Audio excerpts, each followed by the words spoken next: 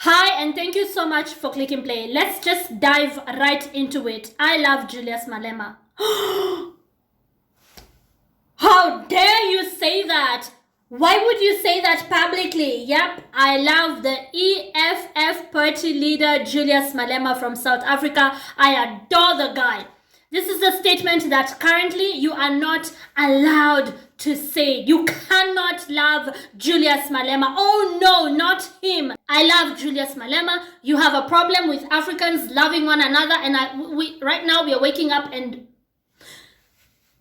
looking at this picture from a different perspective. We are taking a step back as Africans and going like, hang on. What's really going on? What is really going on is that the Western powers that want to remain in power, even on the African continent, used the tactic of divide and rule on our people for decades.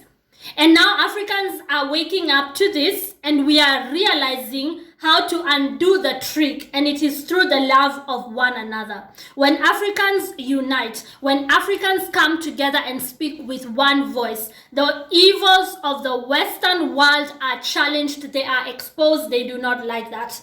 They do not like when you talk about loving your revolutionary leaders. They do not like it when you talk about Africans coming together as one. They do not like the voices in the AU that speak for the people. They like the sellouts, the ones who are going to be endorsing puppet leaders all across the African continent. Those are the guys they like, because those are the guys they can use. Those are the guys they can put into power as their puppets. And those are the corrupt people, corrupt to the core like them. It was Dr. Arikana Shihombori Kwao, one of the people I adore the most on this planet. I look up to this woman a great deal. I think she is amazing. She's a great role model for Africans all over the world. You should watch her stuff. You should listen to what she talks. She once said that the West likes to point a finger at African leaders who are corrupt, who they themselves put into power so they can continue using these leaders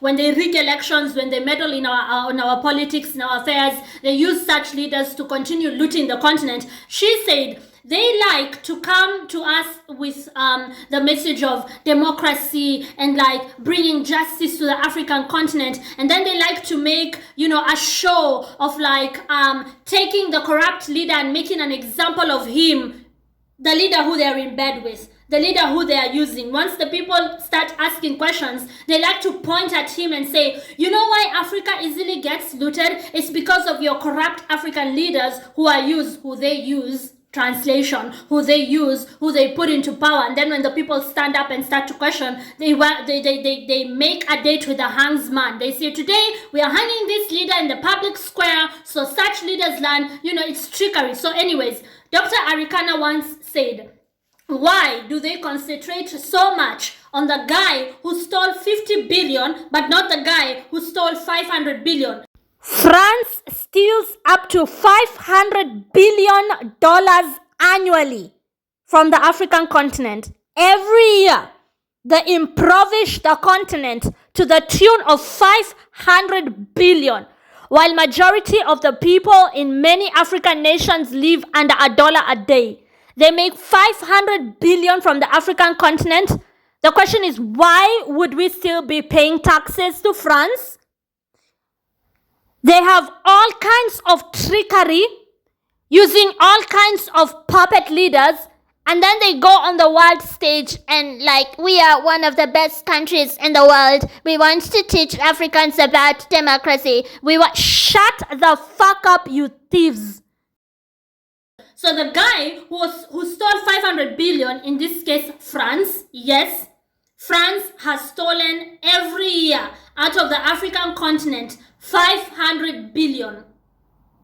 Can you imagine what that money could do? It was the AU who did a research and found out that if 500 billion was left to the African people, in 10 years, just 10 years, divide that, like the 500 billion, just double it into 100 billion, and then just divide it into 10 years. In 10 years, Africa could build all the infrastructure that it needs in sub-Saharan Africa.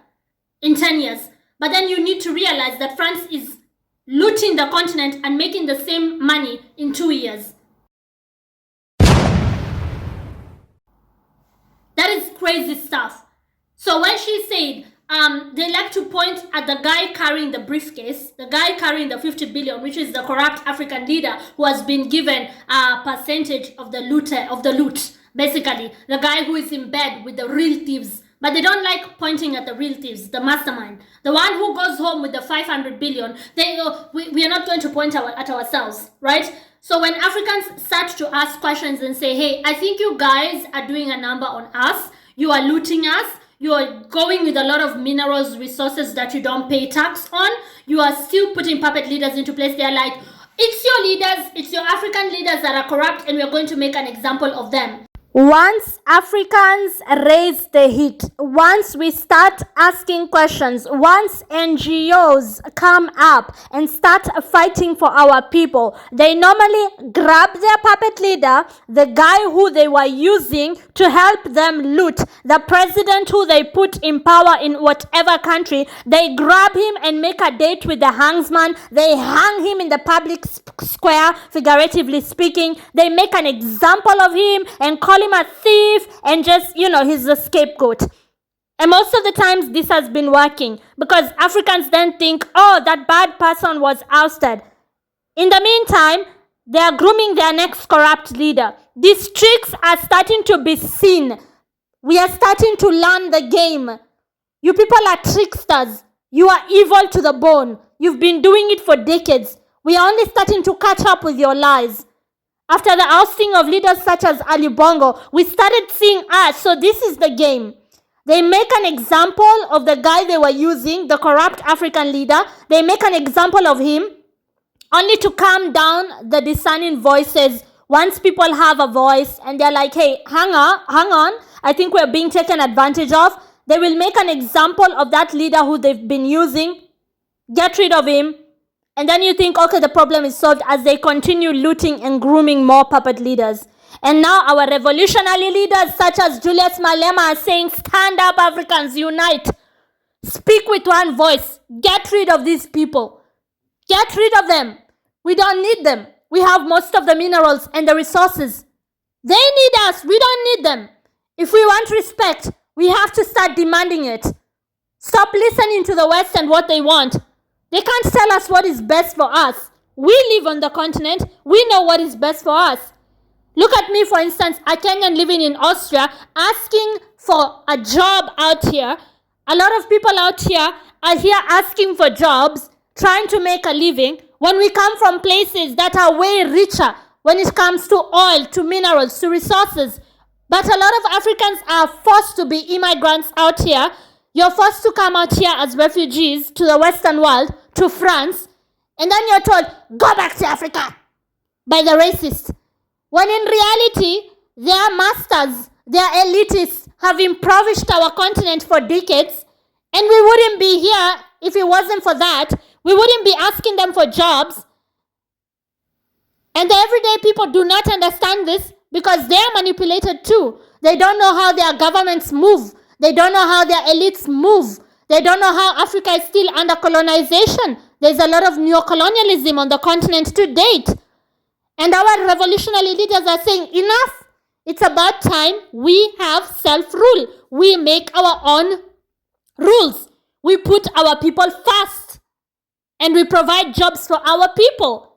Get the hell out of our continent, you thieves. If you're going to come to our continent, you have to trade with us fairly. Stop looting us. It's the same thing that they did during the colonization time, where when the people would say, hey, I think we are being oppressed, we are starting to feel pain, there is bloodshed, our women and children are dying, they take one of the Africans who is the loudest, and they take him to the hangsman. Let's all gather in the square and watch him get tortured and die. So you guys never rise up, right? You guys never talk back. We are going to make an example of one of you. So now they are doing it the other way around, where when we ask, hey, this is a corrupt African leader, they take him and say, no, we are not in bed with him. And then they take him to the public square. And we all know today's public square is the International Criminal Court, which seems to have been established only to quote-unquote discipline indisciplined African leaders. That court, the ICC in The Hague, Netherlands, seems to have been established to discipline African leaders. That's the modern day public square. I mean, shame on the West. Same old tricks. These people are masters of trickery. These people are they are deceptors. They know how to deceive.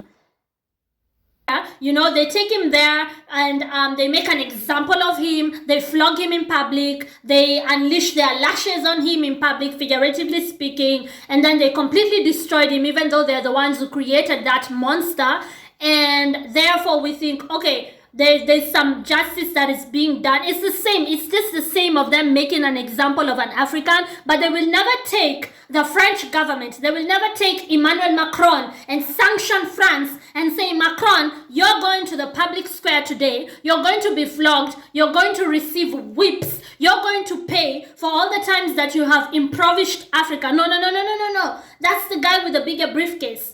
That's the 500 billion guy. We're only going to make an example of the 50 billion monster who we created, the one who stole 50 billion. Like, they will loot Africa. Do you get my point? They will loot Africa on a large scale. And then when the African people start asking questions, they want to control the crowds. Because they know if Africa unites, these people are strong. These people will expose us. So they realize that, okay, our game, they've discovered our game. So let us sacrifice the one puppet that we were using. Let us flog him in public. Let us, these people like operate like a mafia, right?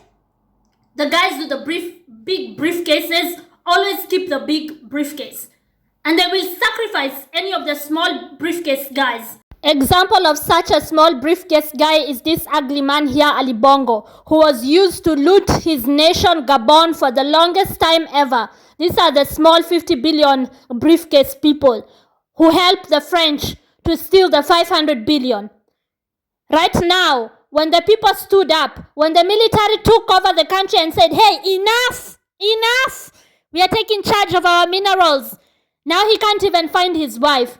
His ugly woman, Sylvia, look at her here. Even after looting nations in Africa, after looting Gabon, you still couldn't get the right plastic surgeon. You want to look like a black woman, you want to pump your lips with, I don't know, pig fat, or I don't know what they put in their lips to make them look bigger, and you still look like crap. After looting and impoverishing the children of Africa, you could not get a decent surgery. Now Ali Bongo doesn't even know where his wife and children are at. Because once the military took over that country, I think they jailed the wife and kids. Bongo is just running around crazy because the French now are not supporting him anymore. They will sabotage, they will just give you out as a scapegoat. You will be taken to the public square to be whipped because they are not about to risk the 500 billion briefcase. You can keep your little 50 billion briefcase. You traitor of your own people. Such leaders, disgusting, self-hating Africans. You are self-hating Africans. This is why you are used by white people to impoverish your own children. The day of judgment, all your trickery will be exposed. The day of judgment, you will face God Almighty. You Freemason, you Satanists. The guys with the 50 billion, they will be made an example of, and then Africans were happy that, oh, at least one leader here was exposed by the West, when we should see how the game is played. We are at a point where we have to see the bigger scheme of things. We have to say we need self-rule. We don't need you making a mockery of us. We don't need you deciding anything on our continent. We need you to respect us. The message of Julius Malema. It's about time these people respected us. We want to trade with you fairly. Get the hell out of our politics. Stop meddling in our politics. All right? That is the message of South Africa's EFF leader, Malema. That we don't even need you flogging our leaders. We don't need you showing, using your old dirty tricks of divide and rule. There's something I realized. being a Kenyan myself, living in Austria, that it's very easy for me to travel among the EU countries, right? I don't need a visa. For instance, if I'm in Austria, I don't need a visa to go to Poland. I don't need a visa to go to Czech Republic. I don't need a visa to go to Germany. This is why I travel a lot, to Italy, to whatever, Greece, all the EU countries. I just get on a plane and I go there, or even on the train, because the infrastructure is very well developed. The same infrastructure that I'm saying, if this 100 billion was just pumped into Africa for 10 years, we would build all the infrastructure that we need. We wouldn't need the West, and this is what threatens them very much. This is why they would rather keep us poor. I realized while living out here that I travel very easily across the borders. It was not the same in Kenya. When I was living in my own country and I needed to travel to Tanzania, it is so complicated to just even forget trade. Trading is almost impossible. To just visit a different country from your own on the African continent. And this is by design. This is why I say Africa is still colonized. Only this way, not very openly, but neo-colonization is very much awake. It's very much rampant on the African continent. Why is it so hard for a Kenyan to just go for, like Malema said in one of his speeches, why can I not just leave South Africa? It's only a 4-hour flight to Nairobi, Kenya. Go have lunch there and come back home. Why do I need all these checks and balances and airport this and that and the other? Why are all these visa systems inside of the African continent? It is by design, because the colonial master, who is still very much in our affairs, does not want us talking to one another. He does not want us having peace amongst one another, because he knows if we prosper, if we come together and speak with one voice, he has no voice. He cannot continue stealing and looting from us. And that is the message that I want to support. I want to emphasize on, because I know that the tricksters are getting exposed by the hour. African leaders are speaking up. The youth of Africa are paying attention. We are not the same Africans that they found 100, 200 years ago, because we are starting to see how their game is played and their dirty tricks and the evil that runs in their veins and the greed that they harbor in their hearts, never having enough. People who come from a place of scarcity, never abundance. They have to grab it all because they are too fearful that if they don't do so, they will not have anything. It is starting to be exposed, and we are seeing, the more we love one another, the more threatened they feel. If the African continent was to unite and to ask to trade fairly, they don't have to like us, but they will respect us. Seeing how a lot of African leaders are starting to question the status quo, the mainstream narrative, we can see that we are reaching that point of higher vibration. We are reaching that point of asking to sit on the table and not to wait that they decide it on the big boys' table, and then whatever scraps that fall to the floor, that's what we are going to scramble for. No.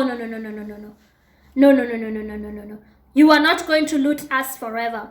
And so again, I will end this video by saying, I love Julius Malema. I adore Julius Malema. Julius Malema is a hero. Julius Malema is a revolutionary leader. Julius Malema is a leader that Africans, especially the young generation, should look up to. If that message disturbs your spirit, you need to ask yourself why it disturbs your spirit. Thank you so much for watching. My name is Elizabeth Irungu. If there's anything you saw that you liked, that you agree with, be sure to subscribe to my YouTube channel. Thanks.